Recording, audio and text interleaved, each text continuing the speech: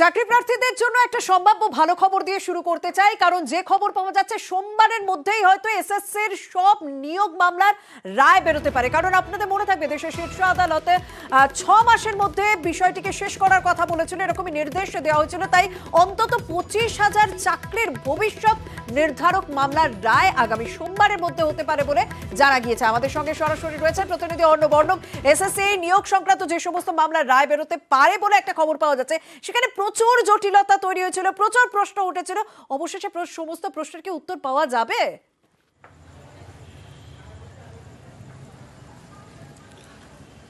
দেখো, এখন পর্যন্ত হাইকোর্ট সূত্রে যে খবর, শুক্রবার দিনই এই এসএসসির 4 নিয়োগ দুর্নীতির মামলার মূল মামলা, যেটা সুপ্রিম কোর্ট পাঠিয়েছিল কলকাতায় করে বিশেষ ডিভিশন বেঞ্চ করে যার বিচার বিবেচনা করার জন্য, তার রায়দান হওয়ার কথা ছিল। কিন্তু শেষ মুহূর্তে কিছু বিষয়টি আটকে থাকে এবং তাই আমরা সূত্র মারফত যেটা জানতে পারছি, সোমবার দিন এসএসসির এই সব নিয়োগ দুর্নীতি মামলার রায়দান হবে এবং রায়দান করবেন বিচারপতি দেবাংশু বসাকের বিশেষ ডিভিশন বেঞ্চ। তুমি যেমনটা বললে, নিখুঁতভাবে সংখ্যাটা বললে 24,460 এই নিয়োগ হয়েছিল।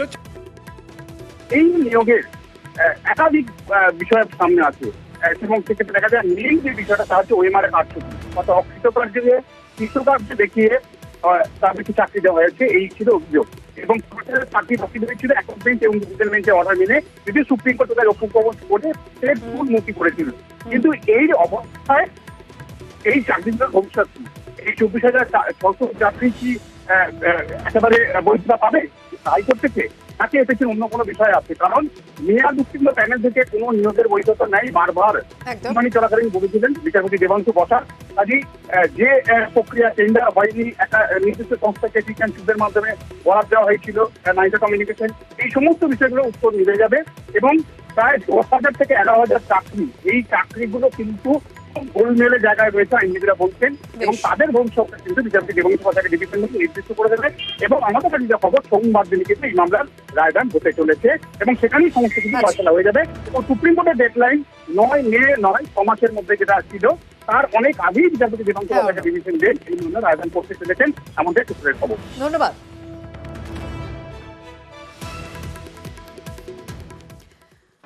এবার মুর্শিদাবাদের দিকে নজর রাখে, যেখানে দুপক্ষের মারামারির খবর সংবাদ শিরোনামে উঠে আসা। তাদেরই কিন্তু আহতদের দেখতে হাসপাতালে গিয়েছিলেন অধীর চৌধুরী। সেখানে তাকে উদ্দেশ্য করে বিজেপি নেতা কর্মীরা গো ব্যাক স্লোগান দেন, এমনকি পাল্টা ধেয়ে যান প্রদেশ কংগ্রেস সভাপতি।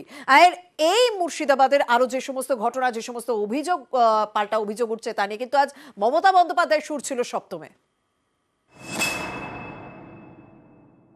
মুর্শিদাবাদের ঘটনা আমি যদি বলি পরিকল্পিত ঘটনা, পরশু দিনের ঘটনা ঘটিয়েছিল কারা? আমি চ্যালেঞ্জ করে বলছি বিজেপি। একই জায়গায় তারপরের দিন গিয়ে প্রথম অ্যাটাক করলো কারা? বিজেপি এমএলএ দলবল নিয়ে গিয়ে 19 জন আহত হয়েছে, 80 আহত হয়েছে। মুর্শিদাবাদের রেজিনগর বিধানসভার অন্তর্গত শক্তিপুর বুধবার রাতে সেখানে দুপক্ষের মারামারি হয়। এতে আহত হন দুপক্ষেরই বেশ কয়েকজন। গন্ডগোল থামাতে গিয়ে আহত হন শক্তিপুর থানার ওসি রাজু মুখোপাধ্যায়। এই ঘটনা নিয়ে বৃহস্পতিবার উত্তর দিনাজপুরের ইসলামপুরের সভা থেকে সুর চড়ান মমতা বন্দ্যোপাধ্যায়। অ্যাটাক করলেন আপনারা, মারলেন আপনারা, করে ইলেকশন কমিশনে কমপ্লেন করছে বিজেপি এমএলএ কে মেরেছে।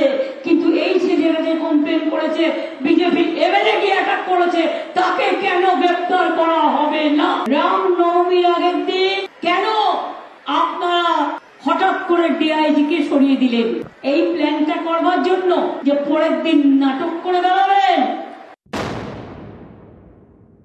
रामनवमी के प्रोसेसन पर किन्होंने हमला किया? भाजपा कैसे खड़ा सकती? ये ममता बनर्जी की वोट बैंक की लालच ही वहां पर दंगा कर रही है। শক্তিপুরে ঘটনা নিয়ে বুধবার রাতে উত্তেজনা ছড়ায় বহরমপুর মেডিকেল চত্বরে।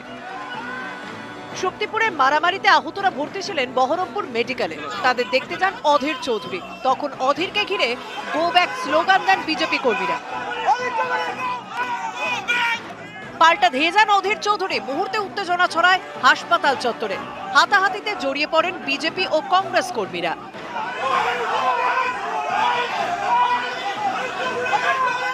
আজকে আহত বলে, তারা অসুস্থ বলে আমি তাদেরকে দেখতে আসছি হাসপাতালের মধ্যে আমাকে চেস করছে।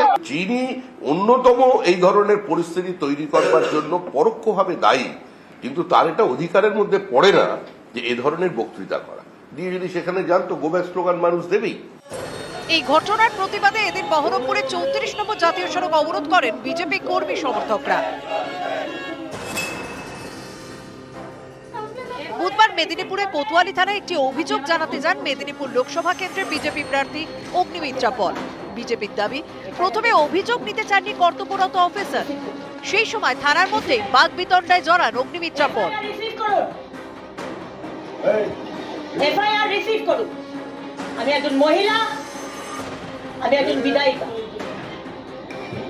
এফআইআর রিসিভ করুন। আমি কমপ্লেইন দিচ্ছি, আপনি বাধ্য আমার কমপ্লেইন নিতে। এরপর থানার গেটে তালা লাগিয়ে রাস্তা অবরোধ করে বিক্ষোভ চলে অগ্নিমিত্রার নেতৃত্বে। পরে থানার আইসি অভিযোগ করেন। পাশাপাশি অগ্নিমিত্রা সহ 16 জনের বিরুদ্ধে শতপ্রণোদিত মামলা করেছে পুলিশ। কর্তব্যরত পুলিশ অফিসারকে হুমকি সহ একাধিক অভিযোগে মামলা করা হয়েছে। একজন পুলিশের ইনস্টিটিউশন হয়ে বিধায়িকাকে বলেন যে এফআইআর নেবেন না, কমপ্লেন নেবেন না, আপনারা কত দূর যান আমরাও সেটা দেখব। নিউজ 18 বাংলা।